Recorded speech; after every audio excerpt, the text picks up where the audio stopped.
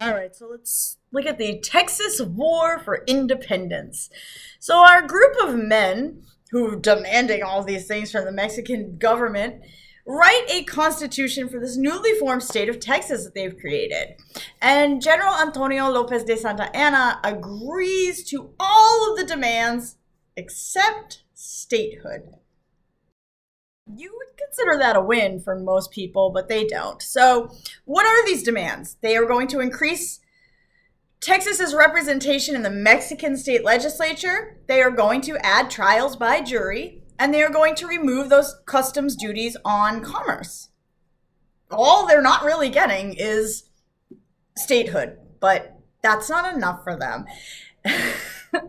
So, in 1834, Santa Anna dismisses the Mexican Congress and abolishes all state governments.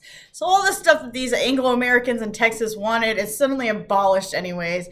And he decides, you know what, I actually do want those customs duties back. And so in 1835, he sends troops to collect some customs duties. And in response to this tax collector, a group march on these Mexican armies. It's not the word I was looking for. They march on the Mexican fort, and the fort actually surrenders. Now, again, you might be like, well, why? Well, the Americans, being very up and up citizens, like to attack when militaries are sleeping. I don't know what I was saying, but anyways, so this group of Americans is going after this group of Mexicans that are going around Texas and trying to collect taxes. It's not the full Mexican army, but it's some of them. And so we get another constitutional Congress, if you will. And a group meets in 1835, and they vote against declaring independence from Mexico and draft a declaration of causes, which is going to promise loyalty to Mexico if they are allowed to return to their constitutional form of government. This group is headed by Henry Smith, who will be the governor of Texas, and Sam Houston, who will be in charge of the military. And Sam Houston is a former soldier and a former governor of Tennessee. So that's all they want, which you can imagine that the Mexican and the Texas people are like, maybe not.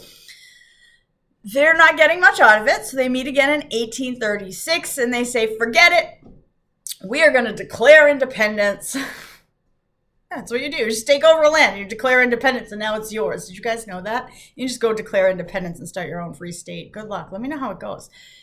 So in 1836, they declare independence from Mexico. They draft a constitution to declare that slavery is not prohibited in Texas. Yes! Woo! We did it, you guys. Except now Mexico's angry.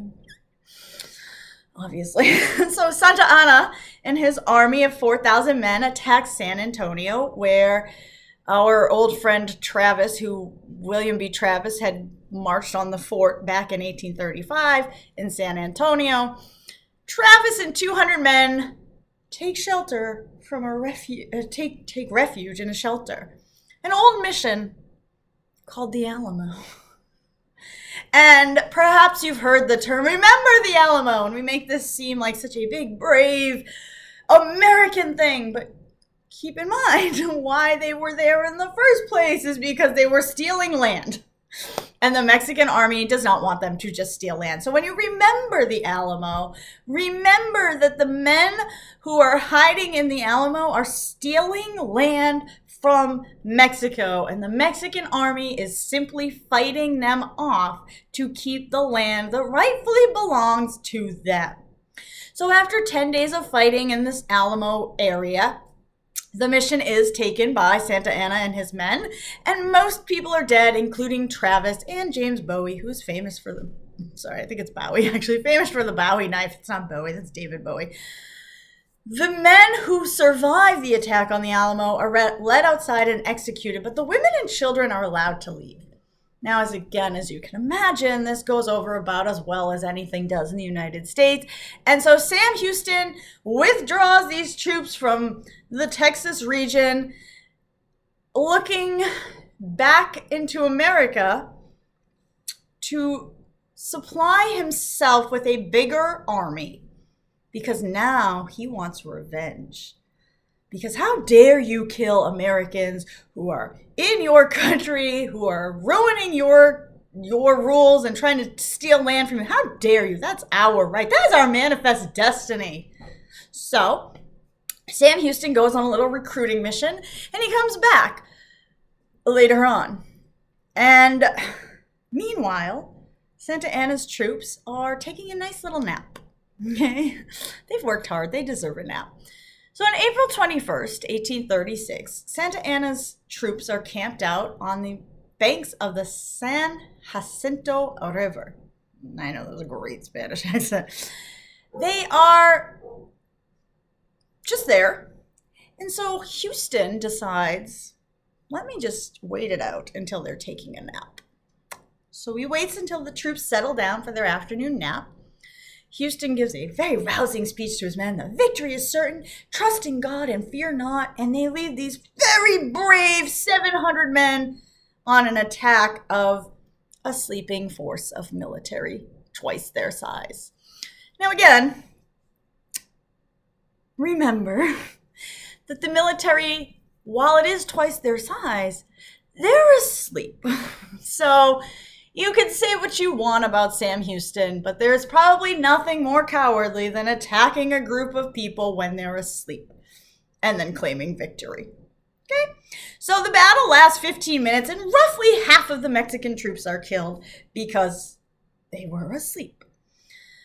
The survivors, including Santa Anna, are taken prisoner by Houston and his men, and they force Santa Anna to sign a peace treaty, which gets sent to Washington, and Santa Anna goes off to Washington with it, and he meets with Andrew Jackson, and he recognizes the official southwestern border of Texas at the Rio Grande. And by the time the treaty is actually certified, Santa Anna has been removed from power in Mexico, and Mexico decides they're not going to acknowledge the boundary and insist that the land still belongs to them, which will lead us to our bigger problems with James K. Polk in the 1850s, because according to Mexico, the land of Texas belongs to them.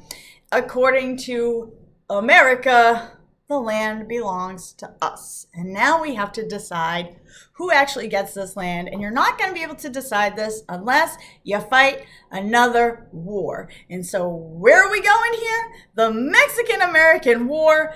This yet another strike for the Americans to just be the best. We are going to fight a war with Mexico from 1846 to 1848. And I'm sure you have no idea how that turns out. So the next video should be life-changing and thrilling for you.